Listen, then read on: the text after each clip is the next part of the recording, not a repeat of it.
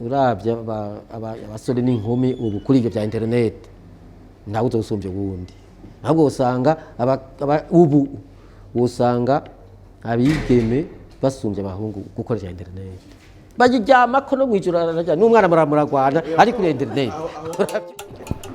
Mu gutunga ibikoresho kenshi na kenshi ibikoresho uburyo bwa none vya internet turabibona haba ku matelefone canke amaordinateur ibikoresho uburyo bwa none, abafasoni bari nyuma sivyo imbeshere sagasishwa rumuri cyangwa ugasanga ibikoreshwa n'abagabo mu muryango, abagabo nibo bafise amatelefone ama smartphone canke ama internet bafise ama ordinateur.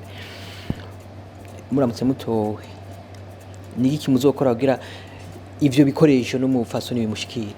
Donc iyo ankete ntwayigize ntitwayikoreye ko mu byo twatanze nta kirimo, mugabo numva ari kibazo, ariko nabyo nyene sinibaza ko ari byo. Uravye abasore n'inkumi ubu kuri ivyo vya internet ntawe uzosumbye uwundi, ahubwo usanga ubu usanga abigeme basumbye abahungu gukoresha internet, bayiryamako no mwijoro n'umwana muragwana ari kuri internet.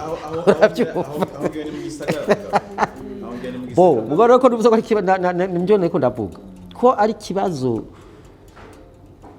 gikenewe kugira n'umukenyezi nawe nyene, kandi urumva niho ubumenyi bumva ibintu byinshi n'ubimenyera. Ni ukuvuga nka twebwe ndacanditse